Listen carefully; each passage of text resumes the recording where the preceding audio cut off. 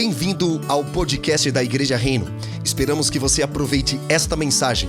Mais informações sobre este conteúdo e outros recursos, visite reino.church.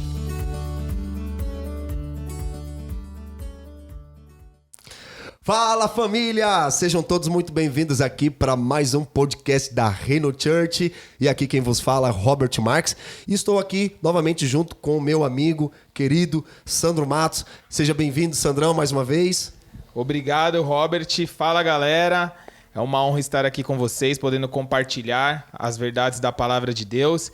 E eu tenho certeza, por nós estarmos compartilhando a palavra de Deus, hoje vocês vão ser construídos e edificados. Uma coisa, de fato, eu quero pedir para vocês. Fiquem até o final desse podcast, que eu tenho certeza que o Espírito Santo vai construir uma mentalidade de reino em vocês. É isso aí. Vamos lá, Robert. É isso aí. Uma coisa que eu tenho que falar pro pessoal aqui, perseveram. Ou seja, como está lá em Atos 2:42, perseveravam na doutrina dos apóstolos. Então, nós estamos na 16ª mensagem aqui dos 40 dias com Jesus. É uma grande jornada, então eu peço que vocês continuem perseverando e vamos até o fim, hein? Por favor, não abandone a gente. E o devocional de hoje chama A Grande Festa. Mas antes de começar, eu quero compartilhar aqui alguns testemunhos que nós recebemos lá no Instagram, da @Igreja Reino. Quero compartilhar aqui com vocês, pessoas estão ouvindo do Brasil inteiro. E o primeiro é um amigo querido chamado Marcos Bryan, de Taubaté. E aí, Marcos, Deus abençoe sua vida, cara. É um prazer ter você ouvindo aqui nosso podcast. Ele diz o seguinte: tem sido algo incrível. Cada mensagem tem me tocado muito e é incrível com cada coisa que tem falado nos devocionais, tem vindo certeira em meu coração e em coisas que precisamos mudar e amadurecer mais. Está muito top, tô amando. É isso aí, valeu, Marcão. A outra é a Ariane Freitas. Ela disse o seguinte: tem sido maravilhoso. Eu nunca tinha feito esses 40 dias de devocionais, jejum e leitura da palavra. Abriu os meus olhos e tem me aproximado do Senhor e está me edificando demais. Façam mais, é isso aí. Continue compartilhando aqui conosco os testemunhos de vocês. E quero pedir também que você copie o link desse devocional e espalhe essa mensagem para que mais pessoas também possam ser tocadas por aquilo que Deus está liberando sobre nós nesses dias, ok? Aproveita lá, marca a gente lá no Instagram também para a gente saber as pessoas que estão nos acompanhando. Tudo pronto aí, Sandrão? Vamos lá. Vamos nessa, então? Então, a mensagem de hoje é a grande festa, 16ª mensagem dos nossos 40 dias com Jesus. E a base bíblica é Lucas, capítulo 14, versículo 15 ao 24. E eu vou ler. Diz o seguinte: ao ouvir tais palavras, um dos que estavam à mesa com Jesus lhe disse: bem-aventurado aquele que participar do banquete no reino de Deus. Jesus, porém, respondeu: certo homem deu uma grande ceia e convidou muitos. À hora da ceia, enviou seu servo para avisar aos convidados: venham, porque tudo já está preparado. Mas todos eles, um por um, começaram a apresentar desculpas. O primeiro disse: comprei um campo e preciso ir vê-lo.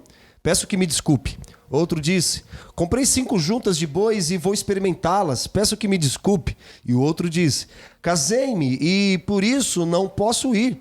O servo voltou e contou tudo ao seu senhor. Então, irado, o dono da casa disse ao seu servo: saia depressa para as ruas e becos da cidade e traga para cá os pobres, os aleijados, os cegos e os coxos. Mais tarde, o servo lhe diz: patrão, já fiz o que o senhor mandou e ainda há um lugar. Então o senhor disse ao servo: sai pelos caminhos e atalhos e obrigue todos a entrar, para que a minha casa fique cheia. Porque digo a vocês que nenhum daqueles homens que foram convidados provará a minha ceia. E que homens foram convidados? Aqueles que recusaram o convite do Senhor para aquela grande ceia. Sandrão, por gentileza, compartilha aí o que você tem recebido da parte do Senhor. Na verdade, aqui a gente vê uma questão muito importante aqui, né?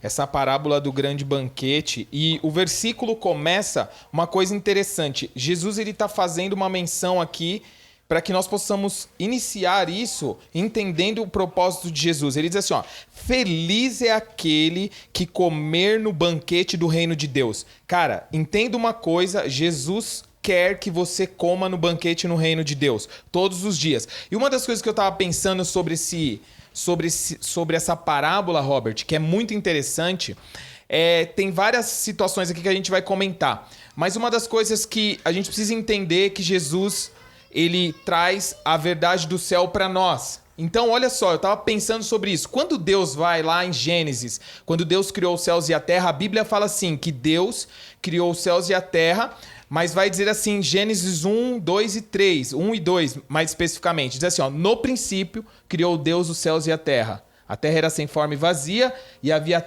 trevas sobre a face do abismo, e o Espírito do Senhor pairava sobre a face do abismo, mais ou menos isso. E aí ele diz assim, ó, e disse Deus, haja luz e houve luz. Percebe? Nesse momento da criação, do Velho Testamento, da Velha Aliança, ali está acontecendo uma coisa muito interessante. Deus está criando, então o Espírito Santo está pairando sobre a face das águas. Quando Deus diz, haja luz, ali ele está lançando o Pai das luzes, que é Jesus. Então ele está lançando Jesus, então o verbo está sendo lançado, que é a ação de Deus, é Cristo, o verbo que se fez carne, que nós vemos lá em João, e o Deus Criador dando a ordem quando ele começa a criar todas as coisas. Algumas coisas são importantes aí. Deus, ele se apresenta como criador. Ele é o criador de todas as coisas, porque no princípio criou Deus os céus e a terra. Então ele é o criador de todas as coisas. Mas aí nessa primeira criação, você vê a presença do Pai, você vê a presença do Filho e do Espírito Santo. Quando Jesus, ele foi batizado ali e os céus se rasgaram, certo? E aí a Bíblia diz que quando ele sai das águas, a nova criação, o que acontece? Quando ele sai das águas, ouve-se uma voz que diz, esse é o meu filho amado em quem me comprazo, em quem tenho prazer nele. E ali também você vê a presença de Jesus e você vê o Espírito Santo como pomba. Então, quando você vai ver o que quer dizer a palavra pairar, é bater asas. Então, ou seja, o mesmo Espírito que estava lá, ali, na verdade, no batismo de Jesus, estava representando a nova criação, a nova forma de viver o reino de Deus, a inauguração do mundo de Deus, aonde tudo aquilo que Adão fez, onde tudo aquilo que Adão errou lá na velha criação, Cristo estava vencendo na tentação no deserto e assim sucessivamente. Então, Cristo está inaugurando o reino de Deus. E aqui, quando a gente vai para essa parábola do grande banquete, a gente precisa entender algumas coisas. Você percebe uma coisa, Robert, que é interessante, é que Jesus ele começa a dar um exemplo de um grande banquete. É claro que a gente sabe que aqui o dono da casa é o pai e o grande banquete, o servo que está pegando as pessoas, provavelmente é o filho. E aí o que está acontecendo aqui? Ele começa a buscar, e uma coisa interessante, nessa parábola eu estava estudando, que eu já preguei sobre isso, fala uma coisa muito interessante. Na cultura judaica, quando um judeu fazia um convite para uma pessoa, ele provavelmente fazia um convite 5 meses antes, 3 meses antes. Então, quando chegou o momento desse convite, ou seja, isso foi uma afronta para aquele dono da casa. Por quê? Porque o convite, na verdade, do grande banquete já estava vindo desde Gênesis, entende? Então o grande banquete já estava acontecendo na criação, por meio de Abraão, passou pelos patriarcas, e tudo isso veio, e esse convite que eles estão, aqueles homens estão negando esse convite, estão deixando esse convite pelas coisas dessa vida, que não era um pecado, que cabe enfatizar isso, que você vai ver os motivos, as desculpas, não eram pecado, eram situações normais da vida. Esse motivo em si, esse convite de muitos anos estava sendo negado. E aí o pai fala assim, olha, o dono da casa fala assim, ó, o patrão, na verdade, como diz o texto, fala assim, olha, busquem todos e traz para o grande banquete. E algumas coisas aqui é interessante que eu quero enfatizar, é o seguinte, quando o texto vai dizer que o convite chega o dia da grande ceia, da grande festa, na verdade, as pessoas que foram convidadas, eles começam a dar desculpas. E o que é interessante, as desculpas que eles dão aqui, desculpas sobre motivos dessa vida. Porque, por exemplo, o texto vai dizer que um fala assim, olha, eu acabei de comprar 5 juntas de boi e eu estou indo experimentá-las. O outro fala assim, olha, eu acabei de comprar uma propriedade, eu prosperei, eu preciso ir vê-la, eu tenho que cuidar daquilo que Deus me deu. E o outro vai dizer o seguinte, eu acabo de me casar e você vai deixar, e eu vou perder o meu tempo. Casamento é uma bênção, Deus que me deu um casamento com uma mulher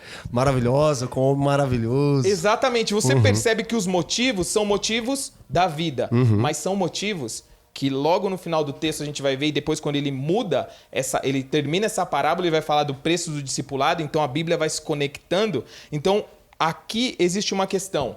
Muitas vezes nós permitimos que as coisas dessa vida, nós somos guiados pelas situações diárias e não por aquilo que é eterno. Porque qual que é a verdade sobre você e sobre mim e sobre nós? Por exemplo, se você está passando um momento difícil financeiro e você olha para a situação e não vê saída, qual que é a verdade sobre você? A situação ou o que a Bíblia diz? O que a Bíblia diz é o seguinte, não vos preocupeis com o que haveis de comer ou beber, porque o vosso Pai Celestial sabe de todas as coisas e Ele vai suprir. Então essa é a verdade sobre nós, não aquilo que a situação está demandando especificamente. Então, as coisas dessa vida nos impedem de viver grandes romperes de Deus e de desfrutar da realidade do reino que já está inaugurado, porque o reino de Deus não é somente um destino, mas uma realidade de vida para a presente era. Eu vejo isso.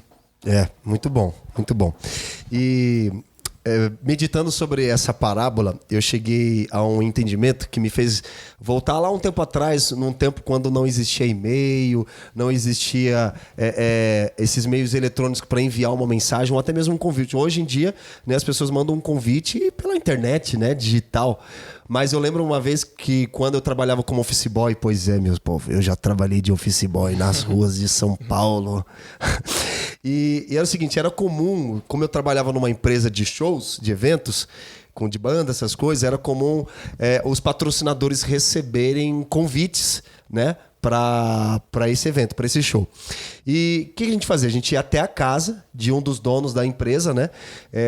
Vou tentar trazer você nesse contexto. A campainha da sua casa toca. Vamos supor que você é o cara que vai receber esse convite. A campainha da sua casa toca. Você abre a porta e se depara com o entregador. No caso, eu, o office boy. E ele te dá um envelope bonito, feito de papel refinado e com uma fita dourada, porque era muito isso, era o envelope, cara. Sim. Era muito bonito. Né? E dentro dele, e aí você está recebendo esse envelope bonito, feito de papel refinado, com uma fita dourada, e dentro dele é um convite para uma festa muito especial, com os dizeres: o grande eu sou, Deus do universo, te convida para um jantar em seu palácio. Venha, pois já está tudo pago. Contamos com a sua presença. O que você faria? Pensou? Abriria a mão de todos os outros compromissos que você tem naquele dia para ir ao banquete? Ou agradeceria o anfitrião, em letra maiúscula, mas recusaria o convite com a desculpa de que sua agenda está lotada? Porque todos estavam ocupados. Ou eles usavam aquilo como pretextos para dizerem que eles estavam ocupados, mas eles tinham tempo para fazer outras coisas mais importantes do que, no caso a gente está vendo aqui, casamento, do que propriedade, do que bens, posses, riquezas terrenas. Não que essas coisas não sejam ruins, nós não estamos negligenciando elas. Sim, você pode ter propriedade, bens, recurso financeiro, até casar, ter filhos. Mas sabe quantas pessoas hoje, até mesmo famílias, estão recebendo convites de Deus para participarem dessa grande ceia, mas estão usando desculpa esfarrapada, dizendo: não, eu tô ocupado, tô fazendo isso, eu tenho que fazer aquilo outro, eu tenho um compromisso disso, eu não posso desmarcar. Não, mas é um convite, eu tô trabalhando, tô estudando, não dá tempo, tô sem tempo. E aí elas diariamente estão recusando o convite. Aí a gente vai mais fundo, né, Sandrão? Sabe quando Deus está sentindo saudades de você no quarto de oração, há muito tempo ele não ouve a sua voz e você não ouve a voz dele. Então ele está fazendo convites diários para nós participarmos dessa grande ceia, que é a presença dele. Né? Porque quando fala de ceia, fala de presença. E quantas vezes a gente tem criado desculpas, inventado pretextos E agradece, não, muito obrigado, Deus. Hoje eu tô cansado, eu tô com sono, não vai dar tempo não, e eu tô atarefado. E aí Deus te chamando para oração, para uma leitura bíblica, para um tempo de comunhão com Ele ou com pessoas para trazer edificação. E diariamente nós estamos recusando, agradecendo. Né? Existe até um ar assim de respeito. Agradeço, obrigado, mas eu estou ocupado. Não, obrigado, mas eu preciso casar. Não, obrigado, mas eu preciso cuidar de uma propriedade. Será que a gente não pode abrir mão dos nossos compromissos e colocar o maior compromisso de todos, que é a presença dele, é a vontade dele, os princípios dele, os estatutos deles? Sabe, me fez lembrar uma vez, acho que foi até o pastor Luciano Subirá que contou, dizendo que não sei se foi ele ou se foi eu, nem sei, nem importa. Mas eu lembro, a gente tá numa geração hoje que a geração Netflix, né? Que as nossas conversas diárias são pautadas por aquilo que é transmitido no Netflix. Você viu lá o filme Jesus? Você viu lá aquela série? E aí os caras fazem maratonas, né? Passam a madrugada inteira assistindo todos os episódios e temporadas das séries. E muitas vezes, para você que tem ou tinha o hábito de orar, de adorar, Deus te chamando, sentindo saudade da sua presença, vem, porque a palavra do Senhor diz lá em Apocalipse, o Espírito e a noiva dizem vem. Venham e bebam da água da vida. Você que tem sede, beba. Você que tem fome, coma. Sabe? Ele chamando nós muitas vezes para participarmos desse banquete. E aí a gente fala assim, não, Senhor, eu tenho que terminar o último episódio que lançou aqui na série Netflix. Ou aqueles, né, que são viciados em videogame. Não, eu preciso terminar a última fase aqui. Não. Aí o cara passa a madrugada inteira acordado. Isso mesmo. Cara, eu queria entender isso. Eu queria perguntar para um médico que efeito que tem nas pessoas que passam a madrugada inteira. O cara trabalha o dia inteiro, vai para a faculdade e passa a madrugada inteira assistindo Netflix, assistindo vídeos no YouTube ou jogando videogame. E eles não sentem sono. Mas quando vai pegar a Bíblia, vai pegar um livro, meu Deus, vem um sono desgraçado, cara. Aí o cara começa a orar, aí quando ele pensa em orar, Jesus abençoe o diabo, coisas desse tipo, sabe? É verdade. E eu queria perguntar para um médico, até o doutor André, um amigo nosso, da Cotura, eu queria perguntar para ele o que acontece, né, nas pessoas que quando vão fazer alguma coisa de entretenimento, elas não sentem sono e cansadas. Mas quando se trata de alguma coisa espiritual, não, é o diabo tentando me tirar da presença. Ele me coloca um sono, ele me coloca um cansaço. Sabe? Eu queria entender isso. Aí chega no domingo, no culto, né? O culto ao Senhor no domingo.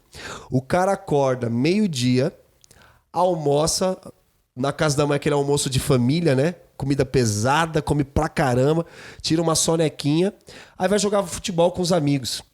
Aí o cara podre, vai pra casa, toma um banho rapidinho, coloca uma roupa de qualquer jeito, chega na igreja, o cara dorme.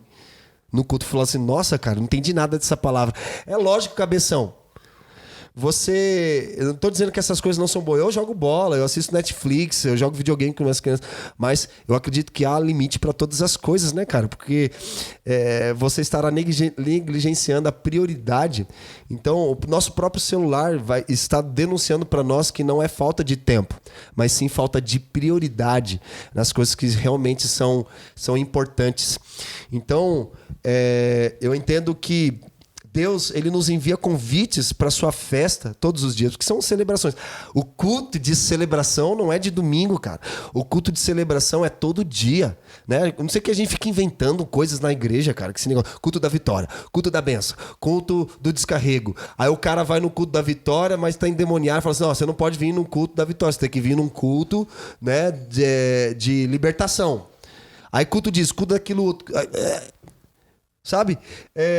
Então, Deus nos envia convites para sua festa todos os dias, todo tempo, toda hora, todo segundo, com a esperança, sabe de quê?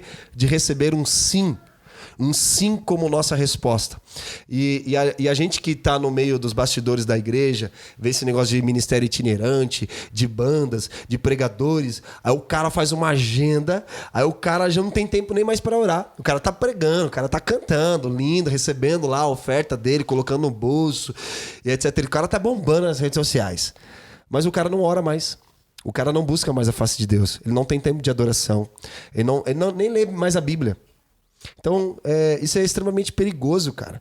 E, Sandro, o que você pensa sobre isso? Fala o que você entende.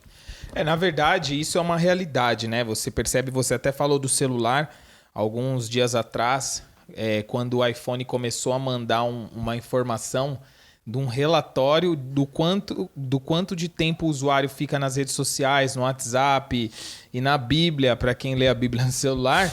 Eu fui confrontado diretamente, porque eu falei, olha que o anjo... Fala aí, quanto tempo no Instagram deu, mais ou menos? Deu mais tempo no Instagram do que nas Escrituras. Então, eu tenho que confessar. Então, o que acontece? Aí eu falei assim, olha, Rê, pra minha esposa, eu falei assim, olha o confronto do Espírito Santo aqui. Ela, cadê? Eu mostrei o celular. Mas isso é uma realidade. Uma vez eu vi uma reportagem que foi muito interessante, de um homem que ele foi no médico e ele tinha acabado de sofrer, na verdade, um AVC. E aí o que acontece? Ele chegou no médico e falou assim, olha, tive um AVC, tudo tal, fez os exames, aí ele apresentou para o médico falou assim para ele, você precisa fazer exercício físico, porque senão... daqui a pouco você não vai durar muito. Aí ele falou assim, doutor, eu não tenho tempo de fazer exercício físico, eu trabalho muito, tenho família, casa, eu não tenho tempo, tenho empresa, tenho negócios, eu não tenho tempo para isso. Aí o médico olhou para ele e falou assim, tá bom então você tem tempo para morrer. E aí o que acontece? O cara saía muito cedo, cedo de casa, o que ele teve que fazer? Aquilo naquele momento não era prioridade, mas quando chegou a prioridade... ele estava no outro dia, das 5 às 6 da manhã, caminhando e depois ele ia para o trabalho. Por quê? Porque ele precisava se exercitar fisicamente. Então, aqui, na verdade, quando o texto fala, Robert, da questão que aqueles homens começaram a apresentar desculpas, cara, provavelmente isso não era verdade no sentido do quê? Pode ser que não seja verdade essas questões que eles apresentaram, porque eram desculpas, né? Sim. É o que o texto está dizendo, porque Cristo conhece a verdade, conhece a sinceridade do nosso coração. A gente percebe Jesus no meio dos fariseus e ele fala assim, ó, então Jesus, sabendo os seus pensamentos, ele vai e confronta os fariseus e as pessoas que estavam ali nas multidões. Então, o que é interessante aqui é que aqui não havia prioridade. É como eu falei no começo, a prioridade é como esse homem que eu citei agora em relação à reportagem que eu vi, quando isso se torna uma prioridade, cara, você arruma tempo. Sim. Por quê? Porque isso é mais do que uma prioridade, isso é urgência. Por quê? Porque quando nós olhamos para o cenário brasileiro, para a igreja brasileira, e nós olhamos para o Brasil, como está um país que é denominado cristão, mas com muitas corrupções, com um histórico de corrupções, onde o próprio governo, onde tem líderes cristãos evangélicos que se denominam e ainda vivendo no meio da corrupção, você percebe o quê? Algumas coisas precisam ser visualizadas mediante a isso. O quê? Ou não tem consciência do que é ser um cristão, ou não lê as Escrituras e não tem relacionamento com Deus. Então, nós precisamos nos voltar para as práticas do cristianismo. E para as práticas do cristianismo tem que haver tempo. Por quê? Porque é o que Jesus diz, nem só de pão viverá o homem, mas de toda a palavra que sai da boca de Deus. E a palavra que sai da boca de Deus é as Escrituras. Então, se nós não temos tempo para ler as Escrituras, porque nós não temos tempo para passar tempo com Deus... que tipo de relacionamento nós configuramos como um relacionamento mediante a isso? Era um convite para uma grande festa. Era um convite para a festa onde o grande eu sou, como o Robert citou aqui, convidou aquelas pessoas. Então, ele mandou procurar outras pessoas. Por quê? Porque tudo que Deus faz é eterno e ele tem propósitos. É claro que ele alcançou outras pessoas, conforme o texto bíblico vai dizer, mas uma das coisas que nós precisamos entender é que nós precisamos ter práticas disciplinares das Escrituras, da vida com Deus, na verdade, oração, jejum, meditação na palavra, tudo isso é necessário para você ser construído numa cultura do reino de Deus, a mente de Jesus, que é a justiça de Deus, para que você possa realmente ser um cristão e que represente o Cristo, porque o sentido da palavra cristão hoje perdeu, porque as pessoas falam assim, eu sou cristão porque eu vou na igreja, mas cristão é pequenos cristos, e Cristo é a maior referência para nós. Quando Cristo se manifestou, e uma das coisas que eu estava ouvindo, que eu lembrei agora aqui, é incrível isso. Porque eu tava ouvindo até uma pregação do Bill Johnson ontem, ele falou uma coisa que, cara, me confrontou muito. Ele falou assim, Jesus disse que nós faríamos obras maiores, mas para fazer as maiores, você tem que primeiro fazer as iguais. Olha isso, cara. Então, o que eu quero dizer com isso? A gente vai ver e analisar a vida de Jesus. Jesus passava as noites orando e o dia inteiro ele passava no meio de pessoas, manifestando o reino, curando, salvando pessoas, transformando pessoas, libertando os cativos, curando os enfermos. E o texto aqui vai dizer que muitas das vezes, o texto vai dizer que as desculpas daquelas pessoas não permitiram que elas entrassem. Então, na verdade, algumas coisas aqui devem ser levadas em consideração. Se eles arrumaram desculpas é porque o convite não era importante para eles. E o que é mais importante de nós estarmos diante de Deus? Então nós precisamos entender isso. O que é mais importante hoje para você do que estar diante de Deus? Se tem alguma coisa que é mais importante, nós vamos lá para esse mesmo capítulo que vai dizer sobre o preço do discipulado. Eu li um livro que é o livro de um autor que chama Dietrich Bonhoeffer, que é o preço do discipulado. E aí Jesus, depois, quando vai discorrendo esse texto, ele vai dizer uma coisa interessante. Ele vai dizer, se você não deixar pai, mãe, filho e família por amor a mim, de maneira nenhuma você entrará no reino dos céus. E isso parece que soa como assim, eu tenho que abandonar minha família, ir para as missões, tenho que abandonar minha família, virar um pastor. Cara, não é isso. Ele está dizendo a seguinte questão: se houver alguém entre o meu relacionamento e o seu, de maneira nenhuma você vai conseguir ser meu discípulo. Percebe a conotação? Então a ordem ainda continua. Ama o Senhor teu Deus acima de todas as coisas e o seu próximo como a si mesmo. Então, muita gente tá querendo ter sucesso familiar, sucesso financeiro, sucesso no trabalho, mas o seu foco tá errado. Você foca mais no trabalho do que no próprio Deus, na relação de amor com o próprio Deus. E partindo disso, as demais coisas vos serão acrescentadas, entende? Sim. E precisamos lembrar também que o maior confronto de Deus em relação ao povo de Israel era idolatria. Exatamente. O que é idolatria? Você colocar algo ou alguém no lugar que é devido de Deus. Quando você pode idolatrar o casamento, você pode idolatrar os filhos, você pode idolatrar o trabalho, o esporte, você pode idolatrar os estudos, tudo aquilo que você coloca no lugar de Deus é idolatria. Idolatria, a palavra no original fala de alimentar o próprio ventre, ou seja, uma pessoa que está interessada apenas em si mesma. Não, mas a minha casa, minha família, mas está interessada em apenas a si mesmo. Porque existe uma diferença entre estabilidade e prosperidade. Estabilidade é quando alguém que tem medo de escassez, ele trabalha muito bom, mas ele quer ser instável financeiramente. Cara, isso é uma mentalidade de pessoas que estão preocupadas com a sua própria proteção, sua segurança, com o seu meio ali. E prosperidade não tem nada a ver com isso. Prosperidade, além de você desfrutar dos recursos que Deus coloca nas tuas mãos, você tem recursos para investir no reino de Deus. Quando falamos de reino de Deus, estamos falando de quê? De coletividade. Estamos falando de uma família. Há um investimento na família de Deus. Isso é extremamente importante para o nosso meio, porque o maior confronto de Deus em nosso coração é em relação à idolatria. E idolatria são promessas vazias de que se você acha, não, se eu casar, eu vou encontrar sentido e valor para minha vida. Se eu tiver esse trabalho, eu vou encontrar sentido e vai dar valor para minha vida. Se eu adquirir esse bem, eu vou encontrar sentido para minha vida e eu vou ter valor. Cara, isso são promessas vazias. E a gente vê muito isso nos ministros, né, que por aí viajam bastante, como a gente tem falado aqui.